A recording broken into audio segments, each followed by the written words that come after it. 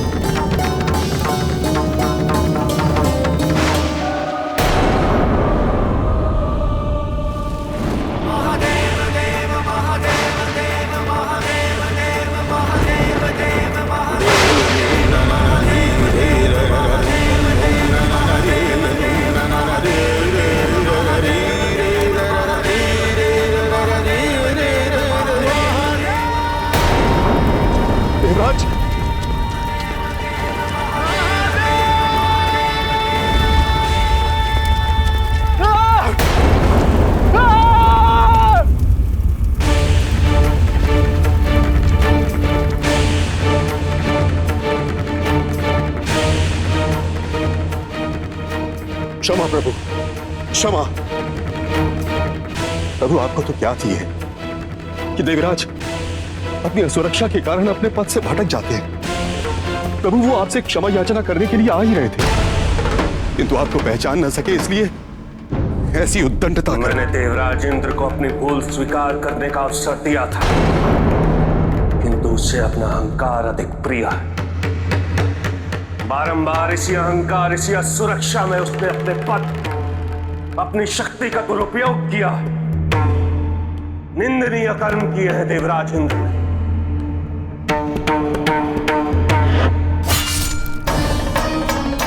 इंद्र यह भूल गया कि शक्ति के साथ दायित्व भी अनिवार्य होता है।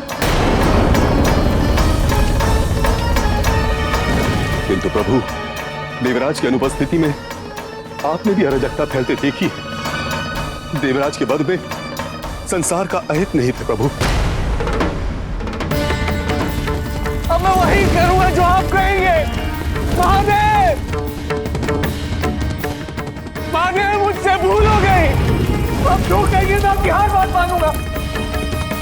प्रभु, देवराज को दंड से अधिक मार्गदर्शन की आवश्यकता है प्रभु।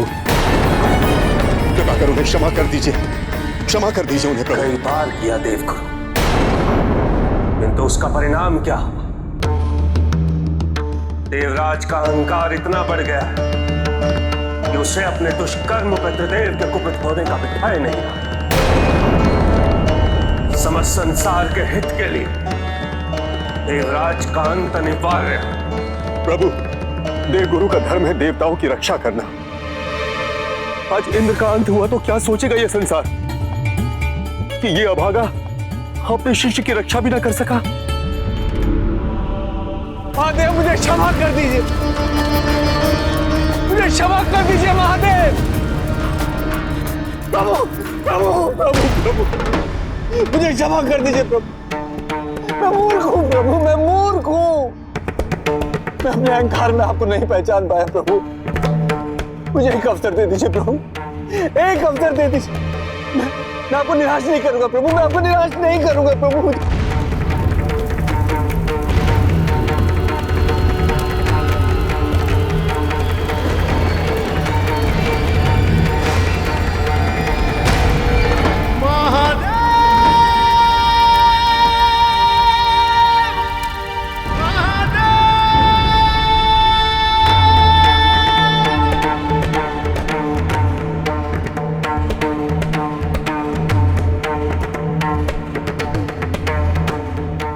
आपके निवेदन पर मैं इंद्र को मृत्यु दंड से मुक्त करता हूं,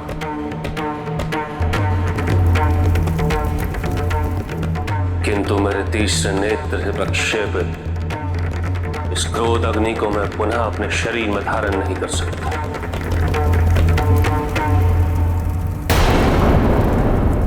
इस शक्ति का इस धरती पर रहना अनर्थकारी सिद्ध होगा। इसकी शक्ति और इसकी ऊष्मा को समुद्र का आधा जल ही धारण कर सकता है। इसलिए इस ऊर्जा को मैं समुद्र के अगाध जल राशि में स्वयं समर्पित करता हूं।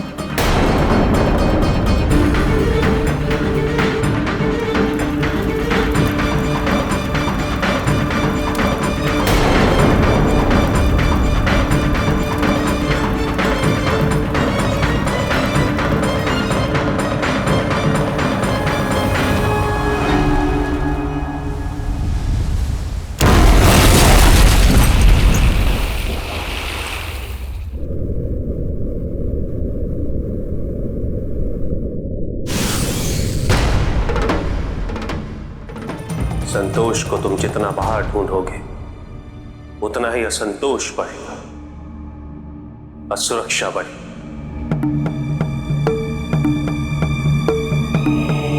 क्योंकि तुम्हारे बाहर जो कुछ भी सब नश्वर है। संतोष के लिए जो भी अनिवार्य है वो तुम्हें केवल भीतर ही प्राप्त होगा और अपने अंतर मन तक पहुंचने का मार्ग केवल योग से ही प्रशस्त हो सकता है।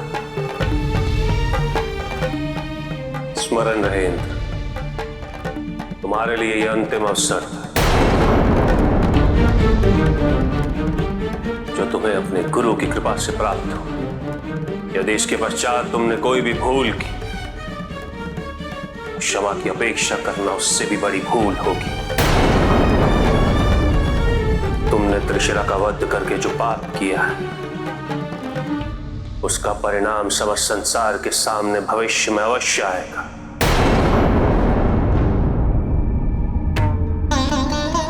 राजा के साथ उसकी प्रजा का भी भाग्य जुड़ा होता है।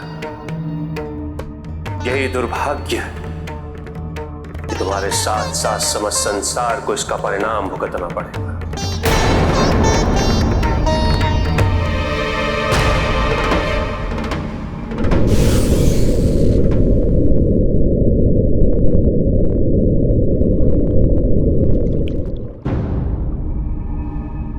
यदि मेरे दुष्कर्मों का परिणाम संकट बनकर भविष्य में सामने आएगा तो क्या मैं उसे परिवर्तित नहीं कर सकता हूं प्रभु? नहीं इंद्र, तुम्हारे पास प्रायश्चित के अतिरिक्त कोई भी विकल्प नहीं और तुम्हारे प्रायश्चित का मार्ग स्वयं तुम्हारे गुरु प्रशस्त करेंगे।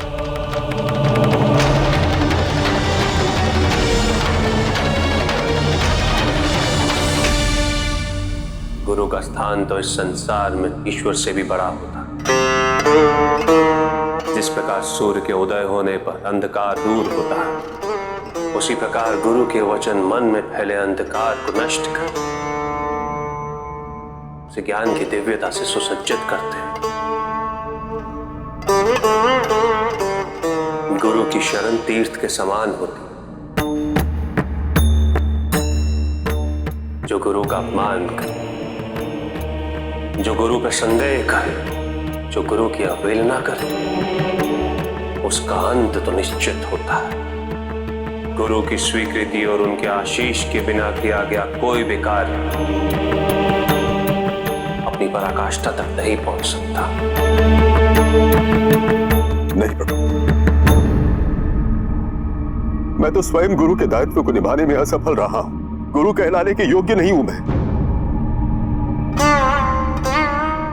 यदि मैंने अपना कर्तव्य पूर्णतः निभाया होता तो आज ये दिन न देखना पड़ता। कितने कल्प बीत गए प्रभु, किंतु मैं अपने शिष्य के मन का अंधकार दूर नहीं कर पाया, उसके मन का विकार दूर कर नहीं पाया। मैं इस सम्मान के योग्य ही नहीं। गुरु की योग्यता और गुरु की महानता उसके शिष्य की सफलता पर आश्रित नहीं होती देवगुरु। गुरु तो ज्ञान का महासागर होता है। इस महासागर में कौन सा शिष्य कण चुनता है और कौन सा मोती, ये तो शिष्य पर ही निर्भर करता है। आपने तो सदैव गुरु के धर्म का पालन किया है। आप तो सम्मान योग्य हैं देवगुरु। आज आपने संकटपूर्ण परिस्थिति में अपने शिष्य का साथ नहीं छोड़ा। अपने शिष्य के प्राणों की रक्षा कर गुरु की गरिमा, उसके महत्व और उसकी प्रतिष्ठा को पुनः स्थापित कर दिया है।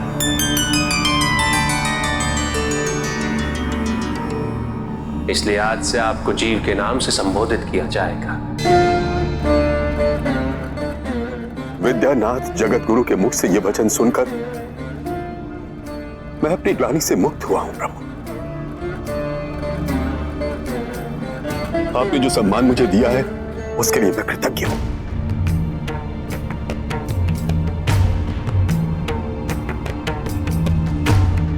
जाओ इंद्र, इस जीवनदान को अपना नया जन्म समझो और इसे स्वयं सार्थक बनाओ। अवश्य प्रभु, अवश्य।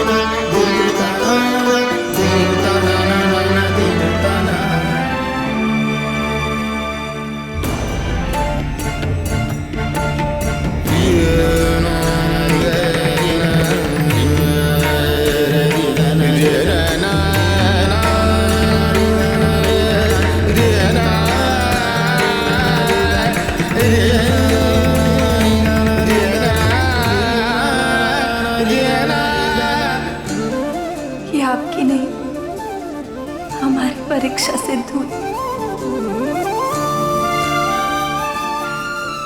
इस बार हमारी एक इच्छा हमारे एकाकीपन का कारण बन गई।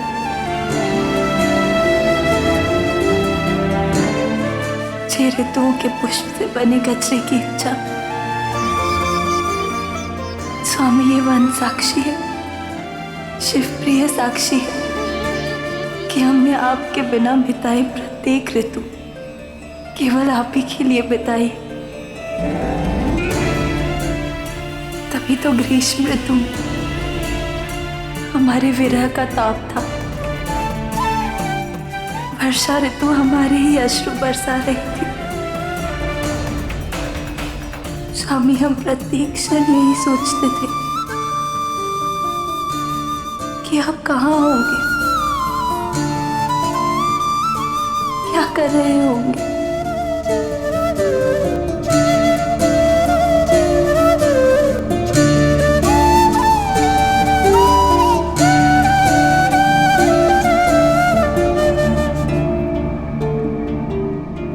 किंतु स्वामी,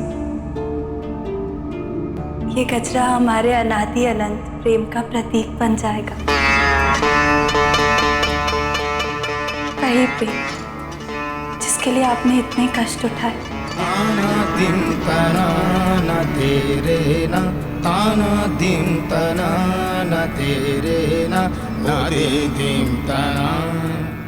स्वामी, हम सदैव उसको अपने पास रखेंगे। हम उस अद्भुत गजरे को देखने हेतु अधीर हैं। आप विलंब मत कीजिए स्वामी, हमें वो गजरा दिखा दीजिए।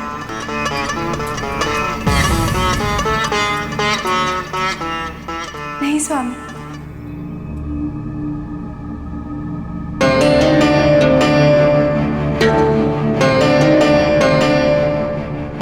हम चाहते हैं कि आप स्वयं उस कचरे को हमारे केश में सजाएं, तभी हम स्वयं को दर्पण में देखेंगे। हम आपके प्रेम से परिपूर्ण उस कचरे के साथ अपना संपूर्ण रूप देखने हेतु ललायत हैं।